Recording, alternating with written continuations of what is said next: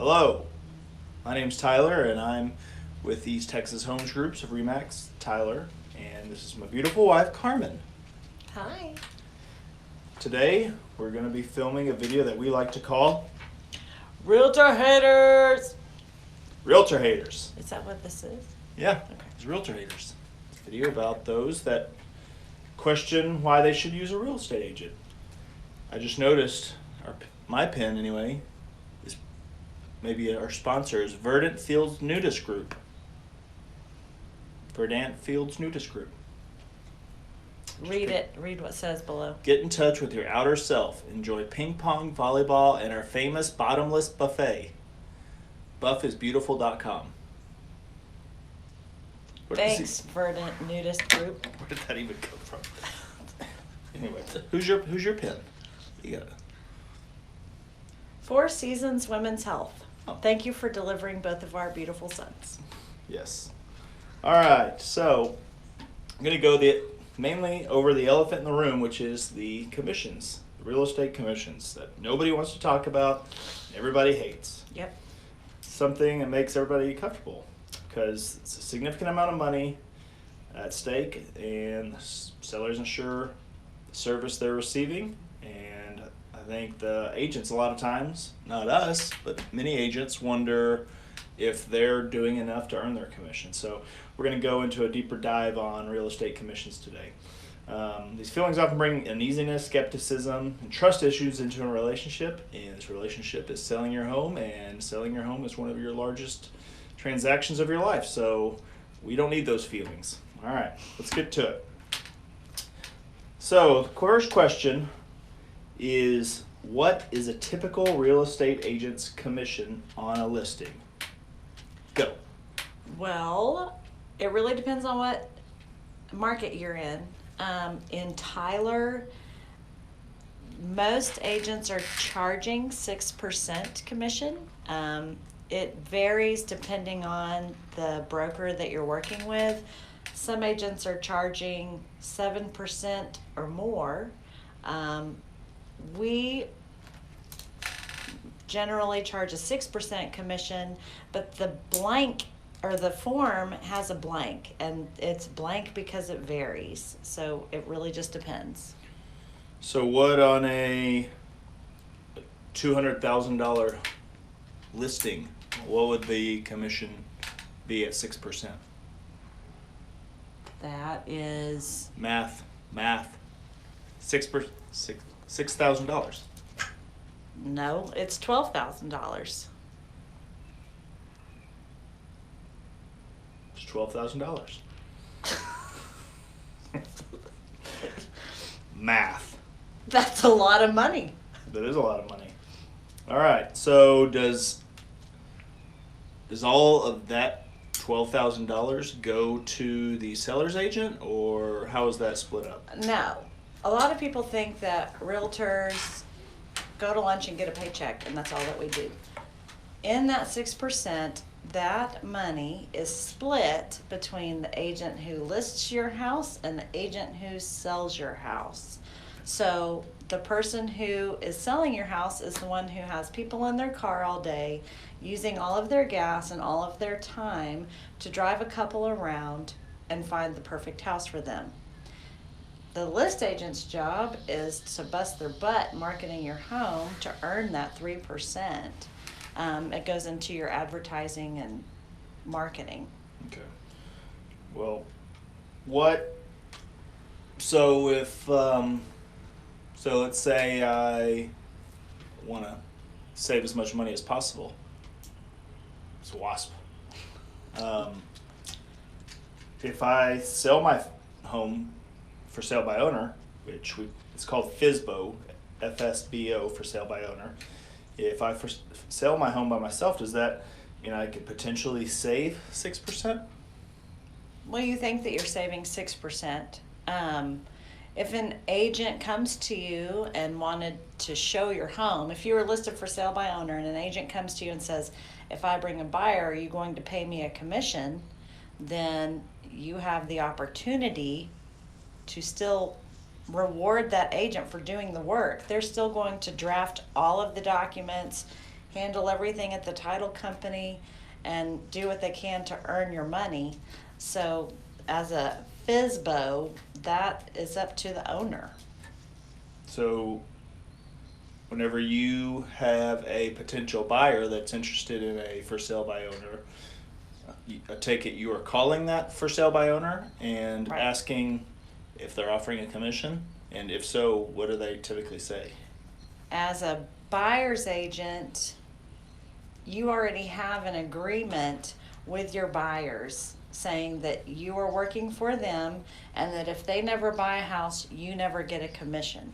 So whenever they see a house, or if I'm looking on realtor.com or forsalebyowner.com and I find a house that is for sale by owner, I'm going to be the one to call the owner and set the appointment. If you're not willing to work with me as a realtor, then I'm going to tell my client, this person is adamant that they are not going to work with an agent. And that's up to them on what they decide to do. I've had it happen before where the buyer will pay my commission, but that's pretty rude on part of the seller, I think. All right. What so it sounds like, I mean, the vast majority, I believe it was 90% or more. I mean, I think 7% last year didn't use an agent. It's been the lowest in 30 years. So the vast majority of buyers on the market are using an agent. So it sounds to me that typically, if a for sale by owner is on the market, the vast majority of the buyers are with an agent, that to get a house sold quicker and for the most money, it's better to probably be more lenient and work with an agent. Am I right? Yes, and it's Work with an agent that's working with the buyers. Right. Yeah. Okay. So then we're not even talking really about 6%. I mean, it's really, if you're willing to work with a buyer's agent, you have your home listed for sale by owner, then you're only paying 3%. right? So really, it seems like as a listing agent that you're not really having to justify the 6%, but really having to justify the 3%. Is that accurate? Yes. So what is something, I mean, you touched on this earlier, but how does a seller's agent justify, a good seller's agent, Right. good real estate agent, how does one justify that 3%? What kind of activities are they bringing, or knowledge are they bringing to the table that justifies that? Well, because your list agent is going to be the person that negotiates the sale for you. So as a seller, once you sign that document that says that you agree to sell your house, you're locked in. If you back out of a sale after you're under contract, you as the seller are in default, and your buyer could actually sue you for up to 3 times the amount of earnest money and any other monies that they're invested in the house. And your list agent's job is to go line by line down that 1 to 4 family contract with you and say, this is what the buyers are asking for, this is what you're locked in at, this is what it's going to net you.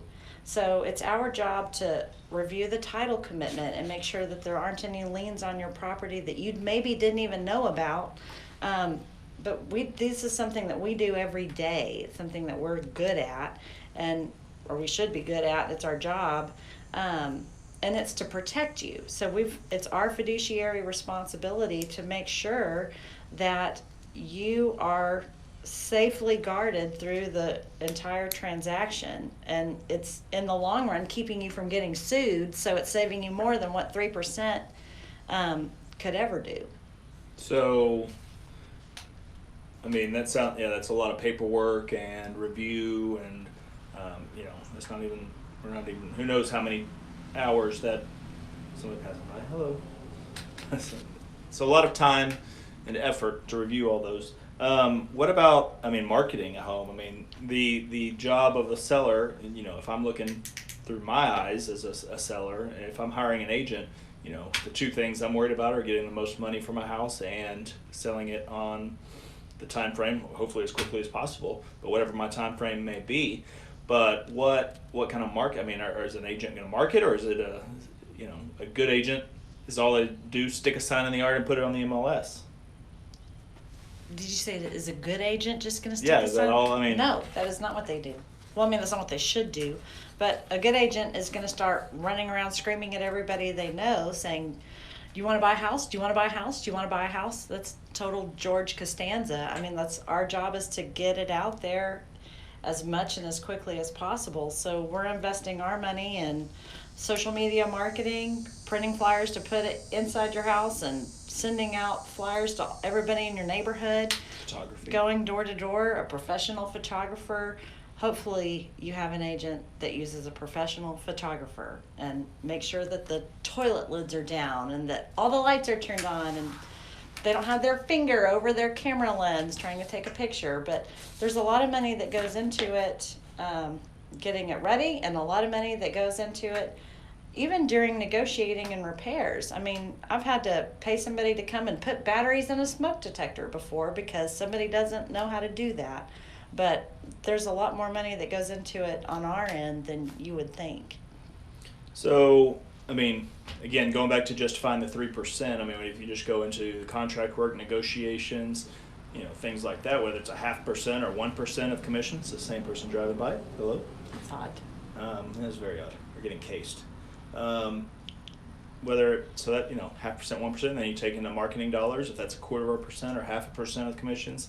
I mean, these things start adding up. Well, if you say that commission is $6,000, then look at what is, I don't even know what minimum wage is. Let's say that I'm working for $15 an hour. I am working from sun up to sundown. I'm leaving dinner with my family. I'm walking away from swim meets. I'm walking away from my evening walk, or on the phone during my evening walk, to explain to you the process step by step. And so it's not just let me work from 8 to 5 for you. I'm not going to get an offer on a Saturday and be like, oops, sorry. We don't stop working. So that $6,000, after you've spent $300 on your pictures and $300 on your brochures and your marketing, that's just a little tiny piece compared to what we're doing. I mean, it takes probably 30 minutes to an hour just to review a title commitment to make sure that there's nothing in there. But that doesn't even go into the legwork for the next 30 days that it takes maybe to figure out an easement or a house that's built over the setback line and going over a deed. It's not just 3% for brochures and pictures. So, I know we're not going to sit here and pretend that there's no place for a for sale by owner. So, who would be, I guess, a good candidate for at least exploring the idea, or exploring for sale by owner, or doing for sale by owner? If you live, here comes the same There's car. the same car. 3 times. 3 times that minivan is driven by. Sorry. If you think that you're a good fit for sale by owner, then maybe you're someone who doesn't have the equity. If you've only lived in your house for a year and God forbid you're getting a divorce and now you have to sell your house, maybe you would want to think about doing a for sale by owner because you don't have the money. You don't have the money to be bringing to closing. A lot of times when somebody's upside down on their house, it's hard for them to hire an agent. If you are about to be a short sale or a foreclosure, you really should pay an agent because that money's not coming out of your pocket. It's actually the bank that's going to pay for it. But who else? What about friends and family? Like, if you already know, if I know my mom is going to buy my house, Well, we've had this situation. If you're going to sell your home to your sister and you think that everything is going to be great, that should be fine. It's always good to maybe just call someone that you know that's a realtor to act as a consultant. That way we can help you review the title policy, use the right documents just to make sure that you're secure. You don't want to mess up a relationship because you don't protect yourself. But yes, family for sale by owner, that's fine. Okay. Well, I think we've covered most of what I had written down.